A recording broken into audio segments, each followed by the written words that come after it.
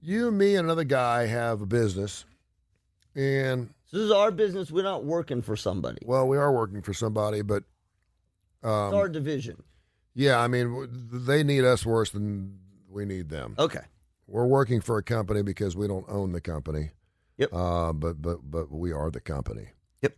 Without us, the Okay. company's going to fall through the floor, right? Okay. And they're paying us like it too. And we all have a role to play. You're really good at what you do, and I'm really good at what I do, and this third person is really good at what they do. And but the ownership of the company has been mandated to ensure that everyone is vaccinated, or else you can't work.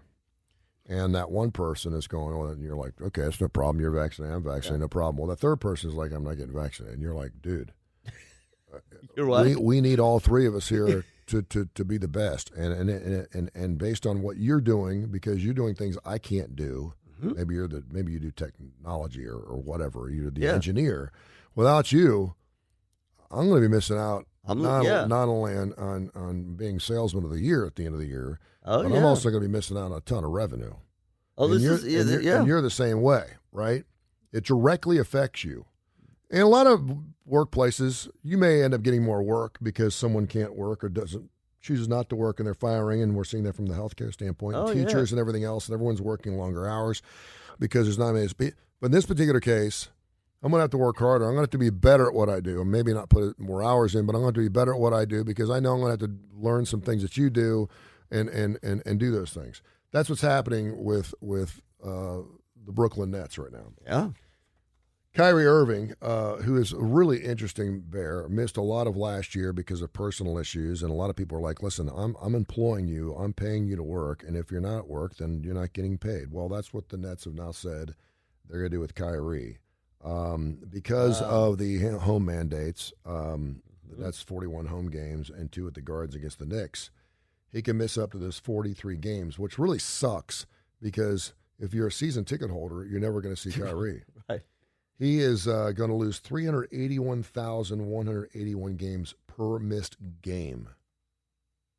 Yeah. Can you imagine? You don't show up to work, and I'm going to dock you $400,000 for 1 day of work. That's amazing, dude. Yeah, it is. It is. The money is crazy. Yep.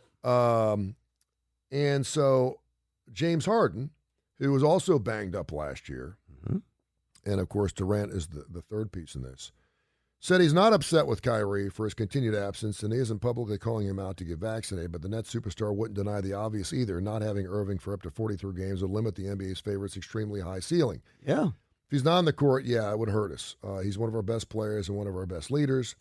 As it stands, he could miss those games, and again, at $381,000 a game. I want him to be on the team, of course. He said he's been a huge part since I've been here, a huge part of our success. The success we did have last year, we're kind of finding a rhythm, and then the chemistry we built would fall apart, it seemed like every single week. Whether he's out, I got banged up, Durant got banged up towards the end of the season. I can remember last year that road trip we had, me and Kyrie. He's just a special talent you don't really see often, so of course I'd want to see him here. He's one of the reasons I came here. He's doing this right publicly. Yeah, could you imagine? Yeah. You leave a company because you want to work with Tony Curry. And and the sky's the limit. You're like, this is it, man. This is going to be where we make all our money. And all of a sudden I tell you, hey, by the way, Josh, I'm not getting vaccinated. And you're kind of like, what the heck? So then he was asked the question again. He stopped short of criticizing the 29-year-old. He said, I'm not disappointed at all. I'm not disappointed.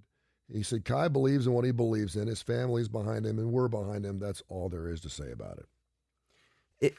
It's absolutely, this is a great situation. And, of course, we're talking about not so much the monetary aspects of it, but the championship. Because with Kyrie, they have a lot better shot at winning an NBA championship than they do without him. And with that championship comes accolades, which includes, of course, bonuses. So it may not affect James Harden's bottom line. No. But it will affect. But the reason he went there is to win a championship. Yes. And he hasn't won one yet. Durant's already got his. So, I mean, I really am. I've gone from being angry to curious and bewildered. I would love to know. And I don't mean this in a snarky way. I'd love to know and he's not saying it. It's his right not to say anything. But just why he's not getting vaccinated? I mean, LeBron James came out and said, I was. He didn't say suspicious, but he basically said I wasn't sure. I didn't think it was the right thing to do. I wasn't, I needed to make some decisions for me and my family, blah, blah, blah, blah. I mean, that was basically his statement. Mm-hmm. And now I've decided that I'm going to get vaccinated. And then his second comment was, I don't like being told, nobody should be told what they should do for them and their family. Sure. Which, there's that fine line again. Nobody's telling you what you have to do. They're telling you what the conditions are, yep. right, for this. And Kyrie's is a great example. You don't have to get vaccinated, but because of the state of New York, you can't play home games. Mm-hmm. What's the NBA's policy, though? And I think it depends on which city you're playing in. No, but what is the NBA as a whole? No, I understand that. They want to see, well, they've mandated that if you're playing you have to be, I think, and I don't think this is a government mandate, but I think each NBA team must have their players in order to play at home vaccinated. Now, I don't know if they've extended that mandate to play at road games or not. I'm not sure. But if you're a home player, you must, because you're playing the majority of your season there. Got it. You have to be mandated to be vaccinated. So if I was playing for Philadelphia, I would have to be vaccinated in order to play in Philadelphia. I don't know if I have to be vaccinated to play on the road. Oh, I see. It's a home game. Because you're in and out. Yep. And you're not playing 3-game series. You're playing one game and you're gone again. It does relegate and keep, at least if you are positive, smaller because you are in and out. You're not staying there for an extended period of time. I still go back to the same thing, and this is something you said. If you're an NBA player, and I don't know this, maybe you don't because you're an adult. Do you have to be vaccinated for anything else? Anything else? TB? What do you mean? Do you have to have any sort of health? If you're playing, if you're playing, like I know, well, that's as a healthcare worker. I know that if I'm going to be around patients in a hospital setting, I have to be tested for TB. Yeah. I got to be TB negative, and I have to. So I guess I'm wondering, are there any health mandates if you're a NBA player in terms of vaccinations? I guess not. I guess you don't have to be because you're not in school. You don't. They're not requiring you to do anything. Well, they had to be vaccinated earlier in their lives. Yeah. Well, then I mean that's the other thing is these players that said I've never been vaccinated. Well, you've had to be vaccinated if you ever played in high school. Yeah. Because you have to be vaccinated unless it's a private high school. Private high school. You played in a private high school. Yeah. Where you didn't need to be vaccinated. No, I mean this is what we're seeing. There was a woman on, and again I don't want to go there. I think it's really remarkable. I think from a psychological standpoint, I can see where your head wants to explode because you want to figure this out. There was a healthcare worker that was on nightly news the other night, and she was going to lose her job because she was not vaccinated, and she eventually did get vaccinated because her job meant that much to her. Okay. But she was asked the question repeatedly, why have you waited so long to get vaccinated? Yeah. And she said that she was really close with a lot of different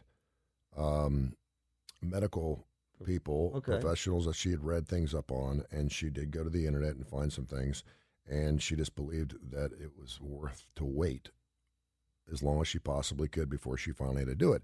And the question came to her, well, if you're believing these things you're reading on the internet and even maybe your primary health care provider, why wouldn't you believe what the CDC and scientists around the world are saying that is contrary to exactly what you're believing? What did she say? I don't know. She said, I don't know? Yeah. She said, I don't know. That, and I'm hearing that more and more and more. I know. Like, why won't you? I don't know. I don't know. And she did throw out, I don't want to be told to do this. I want this to be on my own accord. I should be the one that makes the decision and blah, blah. And you are. But there are ramifications if you decide not to. But she just said, and she just kind of laughed. She goes, I don't know. And the interviewer didn't know what to say. He was like, she's like, I don't know. I don't know. And I'm hearing more and more people say, I don't know. And I'm like, you should know. This is where you could sit in front of Dr. Josh Klapow and find out the reason. There's got to be a reason why. I don't know. I don't know is the first level that you then unpack, because you do know you chose not to do it. It sounds like a child. Well, yeah. Because when you say to a child, why did you do that? I don't know. Right. Well, okay. What do you mean you don't know? That's not an answer for me. That's From exactly. a parent standpoint, that's not an answer. That's a great. Okay, we're going to find out. It's a great analogy because you made a conscious decision, right? So you chose not to do something. Yeah. So something was behind the choice. It wasn't random. You could say it was random. You couldn't even say that doesn't even work. There is something underneath that drove you to it. I felt scared. I mean, again, I didn't trust the CDC. I don't trust the scientists. I trust the doctors I talk to more. Mm-hmm. We can get all kinds. I was worried I might be one of those few people who develop terrible side effects. I mean, there are so many reasons. But when someone says I don't know, and it's not a math equation, they do know. They do know, and that's part of what you do. It's part of what you do is okay. Well, let's unpack that a little bit. Yeah. How did you feel, or what were you thinking when you decided not to do it? Well, I don't know. Think a little harder. Did you think that maybe was it maybe that you didn't trust the information coming out of the CDC? I will tell you this: one of the biggest concerns that you're hearing beyond sort of the pandemic piece that a lot of us never thought would happen, physicians, researchers, etc., is we never thought that there would be a massive distrust of the scientific process. Yeah. You can take Tuskegee experiments and those kinds of things aside. That's why we have the internal institutional review boards and safety boards. But we're at this point now, and I think this is really interesting. I mean, think about Galileo. Galileo said early on scientists were seen as evil. Yeah. But it is, to me, as someone who's grown up in that, it's like I can't believe that people don't believe what's put in front of them. The only thing I can think is for the most part, we have never had to really listen to what the CDC has had to say about anything. That's because true. It didn't affect us. Yes. If we had a strange disease and we were sent to Atlanta to go to the CDC to find out what was wrong with us, I kind of get that. Because, no, you're absolutely right. But I right. mean, there's been whenever the CDC made an announcement, I didn't even read it because Of course it you didn't did. affect me. You're so right. Because it was about some other disease that's not going to affect me and my family. You're so right. Yes. And so maybe people are finally like a new relationship. Maybe they need to see, and what they've seen from the CDC, Yes, and it's not their fault. No, I know But where the you're going with CDC has changed their course so many different times. Yes. And whenever you change your mind from one day to the next, it looks uncertain. And so, like, why should I believe this? One day they're telling me I need to do this. The next day they're totally changing their minds. So, you're right. And that's not science to us. Because science is definitive. No, you're so. This is you're bringing tears to my eyes. This is the giant disconnect, because we want to believe that our scientists, our physicians and healthcare practitioners, the ones that we go to, this is what's important, when we're ill, right? Because health to us means money. Like if, I don't know, something's wrong with this table, I get one carpenter to say it and then another, it's a freaking table, I don't care. Yeah. I don't care. Now, if it's termites, maybe it's a different thing. But we have always thought culturally, well, if the doctor says this, then they must know, right? And what we're not, or if science comes out with it and says, this, but what we've never seen, at least in our generation, is scientific bodies saying, we're not sure. We're not sure. And they haven't done a great job of communicating it, because what they needed to say was, we're not sure. They needed to start with, we're not sure. Here is our best understanding, and almost go on to say, look, tomorrow it could change and we'll tell you if it changes. You see this in employer groups all the time, right? The CEO, something's going down in the business. Mm-hmm. They're not sure what's going to happen, but they don't want anybody upset. So they come out with this sort of generic, it's all going to be okay. We're moving forward and everything is as normal. And then the shit hits the fan and they come out tomorrow. We've had a change. And then so what do? Every employee's like, look, you can't trust them. Yeah. It's kind of that same thing. Yeah, I think you're spot on. And yet science, nobody has ever, to me, that's the beauty of science. The beauty of science is whatever it is, if we see that it's different, that's the difference. That's how science developed, because they didn't believe in the sort of the demagoguery of religion. Yeah. You know, like we can change our minds, but we've done a really bad job of doing that. We've done a really bad job of communicating that. And, you know, I did this town hall with a gentleman who lost his parents. And one of the things he said that kind of blew his mind, he said, I know that, you know, not all doctors aren't all knowing. He said, I understand that. But when you're in the middle of it and your parents are dying and the doctor looks at you and says, I don't know. He said, it is one of the most gut-wrenching things. He said, I wasn't angry at the doctor, but he's like, but you're supposed to know. Yeah. And the doctor was devastated. I don't know. Then throw in, you know, how many doctors have said you've got 3 weeks to live and they end up living 30 years. I mean, Exactly. and you chalked up the miracles, whatever. Doctors aren't right all the time. And it's funny because for some reason, circumcision comes into play for me.